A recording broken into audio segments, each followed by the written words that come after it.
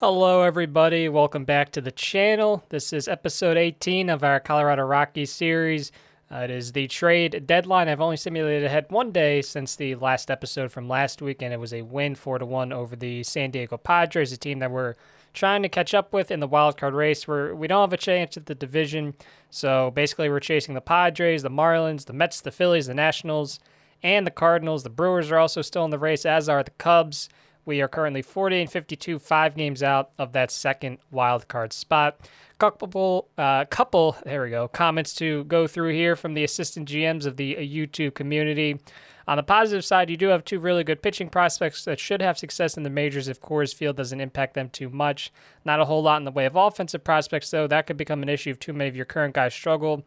The West is such a tough division that you're pretty much forced to shoot for the wild card spot, which is going to be tough since either LA or San Diego is almost assured one of those spots. Perhaps call up Delgado and see if he can provide a shot in the arm to the pitching staff. Could also give up on the year and flip Bregman for some prospects, so Ohtani might get you something decent as well. Best of luck, whichever way you decide to go. Love the series. Thank you. Yeah, it's...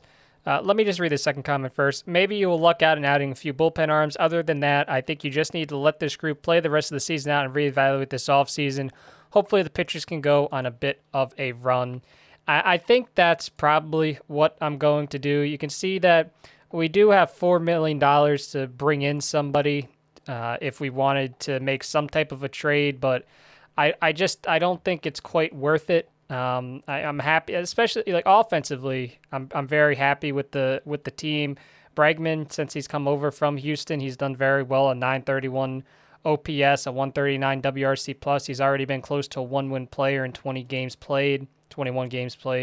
So the offense has not been the issue this year. It's really just, as always, it's been the pitching staff. And the pitching staff, all things considered, it hasn't really been that bad. I mean, we're 8th in FIP, we're 5th in pitching WAR, we're 2nd in strikeouts. Like this, they're doing for the most part what I need them to do. It's just getting over that Coors hump is always so difficult. And as the one commenter said, playing in the NL West, and I guess the National League in general, we're probably not going to win the division because we got the Dodgers and the Padres ahead of us. They're much more talented than we are. And so one of those teams is automatically going to get that wild card spot more often than not. So we're already fighting for that second wild card spot. I mean, this group of teams, the Miami, the Mets, the Phillies, the Nationals, the Cardinals, and the Brewers, the Cubs, I think we're in this same level right here. It's so tough just because it is kind of a disadvantage. The Coors effect is very real. I do kind of wonder if we played maybe in a more neutral park, if this team would be performing better. But then on the other hand, maybe offensively we wouldn't be as good. I mean, I know for a fact offensively we wouldn't be as good if we were playing in a neutral park. Maybe the pitchers would be better, but offensively I think we would struggle a little more. Regardless, I do think that I'm just going to let it run with this team. I don't really see the need to make any trades. We made our big trade in the last episode with Bregman. If we take a look here at our salaries, Bregman, he's a free agent after the season. This was always just going to be a rental to try to help us make the playoffs. But other than that, we have our guys pretty much locked up. We are going to lose Reyes most likely, I would imagine, but Devers, Mondesi, Ohtani, Robles, Madrigal, Tapia, that's a pretty solid core, I feel like, in my opinion. I know Tapia's 30 and Ohtani's 30, but I still feel like that's a pretty solid core. And then, as the one commenter said, we have pitchers coming up through the system. Offensively, we don't really have a ton. We have some guys, but not really a lot to look forward to. But I think the best thing to do is just going to be let it run with this team. We'll see if we can make a run. We'll see if we can make a wild card push. And if not, then we reevaluate at the end of the season, going into the 2024 offseason. We'll see if there's any moves that can be made. But for right now, we'll just try to do our best. Just an update of the managers or the owner's goals here. He does want us to play 500 ball, and we are 4 games under right now, so we're kind of close. But we got to get just a few more wins there. He does kind of see Dom Nunez as a slight upgrade, but I think he would like a little more. We did get Ohtani, so we crossed that one off. The attendance, I always keep saying, if we play well, the fans will come. And right now we're about 2,000 short of where he wants us to be. He does want me to bring more of my drafted players to the team, and he wants us to reach the playoffs within the next by 2026, I guess is the best way to put it. So I hope I don't get fired. I really hope I get to see this through. I mean, we have 3 years left, but I mean, I know that they have, if the team's not doing well and I'm not meeting the owner goals, there's a chance I get fired. I hope that doesn't happen, but the only thing you can do is hope. So I guess I'll simulate ahead here. We'll take a look at the schedule. We got this series against the Padres that takes us through the trade deadline. Then we got the Astros, Diamondbacks in a 4-game set, the Cardinals, the Diamondbacks again, Dodgers, Phillies, Athletics, Phillies again. So we're playing a lot of games against teams that are ahead of us in the wild card race, which is good. Atlanta, St. Louis again, San Diego, the Dodgers, the Brewers, the Giants, the Braves, the Giants again, the Dodgers, and we go a little bit into October, 1 week with the Diamondbacks and the Giants. So we play the Diamondbacks and the Giants there a lot. Those are games that we really need to take advantage of. They are below us in the standings. Those are really series that we should, we really should sweep those series. That's what a good team should do. And then we really need to just win as many series as we can with the Phillies and the Cardinals. I think that would help us out. Just do as well as we can against the Padres and the Dodgers. If we can go like 500 against them, I think that would be good. But we're going to sim ahead here. I guess we'll see how it goes. I'll probably come back on September 1st. Hopefully I have some good news, but we'll see. All right, it is September 2nd. Your Rockies back at 500, 65 and 65, 2.5 games out in a very tight National League wildcard race. The Padres have kind of faltered as of late, so now the Marlins have passed them, surprisingly, although the Marlins are only a half game up. But you can see there's a lot of teams right now in striking distance. The Mets, the Phillies, the Cardinals, the Nationals. We are only 2.5 back. As I said, the Cubs are only 5.5 back, so they're kind of still in it. The Brewers have kind of fallen apart, so they're pretty much out of it. They're not eliminated, but I don't think they're going to get their way back in.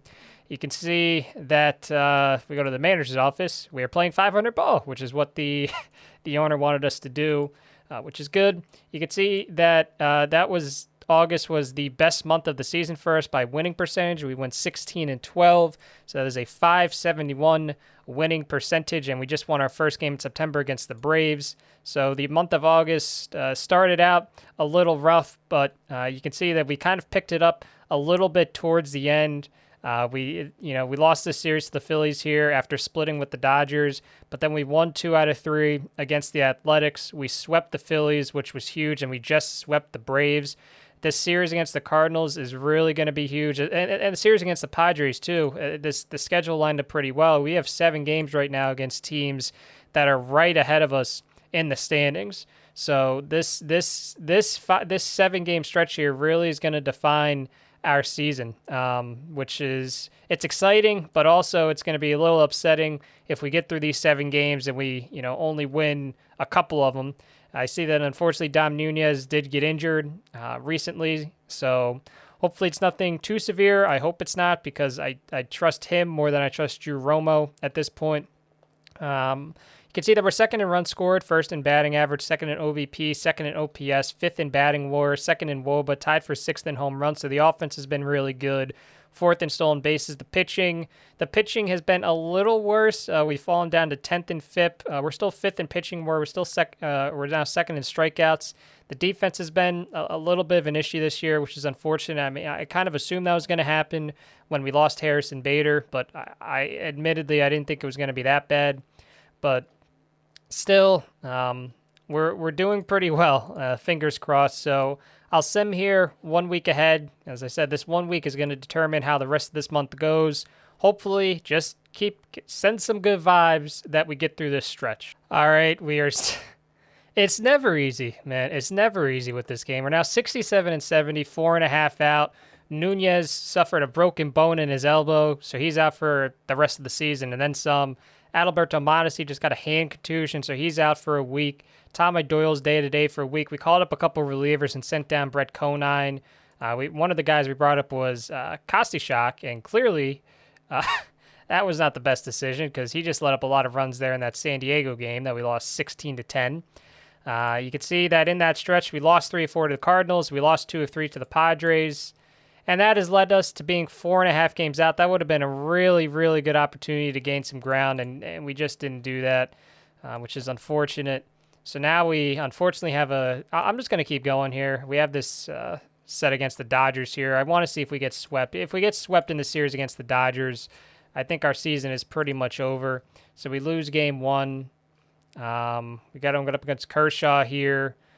And we do win game 2, which is nice. Tommy Doyle, I hate this. I need him to pitch through it. I don't really have a lot of options, so I really need him to just kind of, toughen it out here a little bit. If we could get this series win against the Dodgers, maybe that would be a good sign going forward. I'm not expecting. We got Shohei going against Dustin May. I'm not really trusting Shohei at this point, so we'll see if we can pick up this W and get to 69-71. Okay, we do. So we can win a series against the Dodgers. We can't win a series against the teams that are in front of us in the wild card race. We're still 4.5 games out. So I'm going to sit him up here a little more, maybe to September 23rd, maybe, depending on how the team does. All right, it is the end of the season, and unfortunately, your Colorado Rockies do not make the playoffs. They do not qualify for the postseason in 2024. We did meet our manager's goal, which was to play 500 ball. We finished 82-80, but that was not enough as we finished 5 games out of that second wildcard spot. The Mets get in as the second wildcard team. The Padres get the first wildcard spot. The Dodgers win the division at 99-63. We end up finishing second in runs scored on the year with 899. We let up 835 runs. It was too little, too late. Unfortunately, we put together a good run at the end of the season. We went 5-1 in October, but we just did not have the September that we needed to have. And ultimately, I think that 6-18 stretch from the middle of April to the middle of May ultimately did us in. You figure if we don't go 6-18, if we go even just 12-12, that gives us 88 wins, and that gets us into the postseason as a second wildcard team. So that's what I was saying. I was really worried that 6-18 stretch was going to hurt us at the end of the season, and ultimately it did. You can't dig yourself a hole too big at the start of the season. It just becomes really tough to battle back from it, and unfortunately that proved to be the case for us. I forget what our preseason prediction was, so let's take a look here. So we were supposed to go 81-81, so I guess we were close, although they were wrong with the runs scored and the runs against. We scored a lot more runs. Of course, I guess we didn't have Bregman at that time, so that makes sense. But still, it's disappointing. I mean, there's 2 ways to look at it. I'm going to look at it disappointingly. You can take a look. We went 69-93 a year ago, so we made, 79? That's a 13-win jump. So that in and of itself, you can say that's pretty successful. You can see that our taking into account run differential, Pythagorean win-loss, our expected record was 86-76. So clearly there are some positives, certainly. It is a little unfortunate that we couldn't make the playoffs this year. I really thought that we could. Some positives, Nick Madrigal won the batting title. His batting average was 340. So I'm really, really happy they got Madrigal, and we have him signed to that extension. So we'll have him here in Colorado for a long time, which is good. He ended the season with an 885 OPS. He was over 900 there for a little bit, but still, I'm not paying him to, have a really, really high OPS. A guy like him, an 885 OPS, I'll take that every day of the week. The offense, it was really, really good this year, especially after we got Alex Bregman. Victor Robles had that bounce back season that I was waiting for. He had a 754 OPS in his half season with us last year, and he really came out firing this year, which is what I was waiting for. So I'm really excited. 20 home runs, 101 runs scored, a 140 WRC plus. He was a 6.5 win player. So that's exactly what I wanted out of Robles. Devers had a really good season, an 886 OPS, 34 home runs, second on the team. Franmil Reyes led the team with 38 home runs and only a 790 OPS, which I'm surprised it's not a little higher. Talked about Madrigal. Alex Bregman did pretty well when he came over to us from Houston. He struggled a little bit in Houston. With us, though, he really turned it on. A 959 OPS, a 147 WRC plus. He was close to just a 3-win player with us alone. On the season, he was about a 4-win player. So we are going to let him hit free agency. We are not going to be able to re-sign him to that kind of a deal. So I'm interested to see where he goes.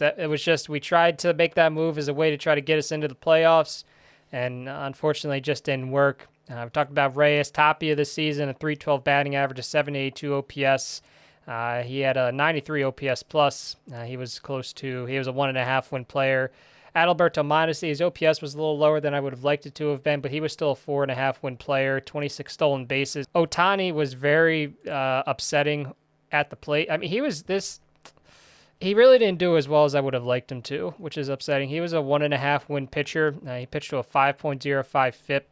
As a batter, he was a negative value player. So it's not what I thought I was going to be getting when I got Shohei Ohtani, especially because he would be hitting a little bit in Coors.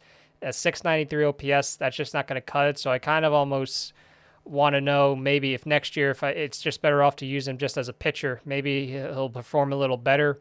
I don't know. I expected a lot. Drew Romo, he got better actually after we had to put him into the starting lineup. He did better at the end of the season than he did at the start of the season. You remember he was hitting under the Mendoza line when we put him into the starting lineup, so clearly he got a little better.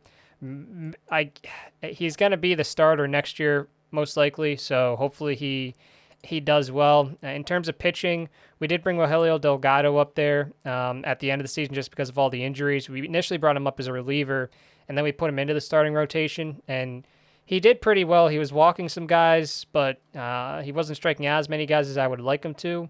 But he probably will have a spot in our starting rotation in 2025. I think he's probably earned that. I don't know who he's going to kick out. We do have Josh James. With us, he put up a 5.46 ERA, a 5.06 FIP. So we have him on a pretty team-friendly deal for the next couple seasons, only $9.8 million. Talked about Ohtani. He was a little disappointing. Jack Leiter, he dealt with a little bit of an injury. He had dead arm, but he's a fly ball pitcher. He pitched to a 4.25 FIP, which I think is pretty solid. It jumped from his 3.53 FIP in 2023 in his Major League audition. He'll have a spot in our starting rotation in 2025, certainly. Michael King pitched. He was all right. He did. I don't know. I can't be too upset with a 4.61 FIP. He was a 2-win pitcher. He was up and down all throughout the season. Like, he'd have these starts like this one against the Giants where he did really well. This start against the Braves where he did really well. And those were at Coors too, which is even more impressive. But then, I don't know. It's about what I expected, I guess is the best way to put it. I can't be too upset. Clark Schmidt got injured. Let me go here. Yeah, he got injured, which is unfortunately strained his back. He was also pretty up and down, a 4.85 ERA, a 4.95 FIP. He was a 2-win pitcher. So I guess he'll be back next season as well. Jake Diekman, he had a low FIP. His ERA got better as the season went on. He was pretty reliable for the most part for a 37-year-old lefty. I couldn't be too upset. We're not going to bring him back, but he was still reliable for what we were wanted out of him. Dom Nunez had a pretty solid season. He did come back down to earth after that really, really hot start, but still 122 WRC plus out of the catcher position is pretty impressive. So I'm glad that he was able to keep our offense afloat a little bit there when Romo wasn't getting it done. Matt Barnes, we signed him as a cheap free agent. He had a pretty solid season, a 2.58 ERA, a 4.32 FIP. We'll probably let him go. He's a virus, so hopefully it's not the coronavirus. Hopefully that's not a thing in 2024. So it's ultimately, we do finish above 500. There are reasons to be optimistic. If we go to our salary screen here, we're going to have to find a replacement for Bregman. I'd probably like to try to find a replacement for Franmil Reyes just because I think I expected a little more. If you're going to hit 38 home runs, I would like to think that your OPS and your WRC plus are going to be a little higher than 790 and 101. Like his WRC plus, that's saying he was 1% better than league average. I'd like to try to find somebody a little better for that. I mean, I guess it depends on what he would want in a contract. I don't want to pay him $14 million and have it backloaded, so he's going to be making more later. So we're going to need to get a new first baseman. We're probably going to need to get a new, that's not what I wanted. Probably a new outfielder, I think, would be a good way to spend our money. Pitching-wise, of course, we'll look for cheap relievers. I think our starting rotation will pretty much be set. We'll have Delgado. We'll have Leiter. I'll probably just make Ohtani a full-time pitcher and see maybe if that helps him. If, only having to do one thing perhaps might be good. We'll have Michael King. We'll have Clark Schmidt. We'll have Josh James. So we'll have some options for the starting rotation. So I think it's really just we'll need to get a couple bats going into next season. Then hopefully we can make another jump. I mean, we had a 13-win jump. So, even if we can just make like a 9-win jump or an 8-win jump, that might be enough to get us into the playoffs in 2025. So definitely disappointing. Definitely wish I could have been in the playoffs this year. It's still, this is our fourth season now. Yeah, this is our fourth season. We have come a long way. Our first year we went 53 and 109. So we've alternated good and bad seasons, but hopefully next year is the year we finally break through. Next episode will be the off season as always. I want to thank you all for watching this episode. Really always appreciate all the support, and I'll catch you guys again in the next episode.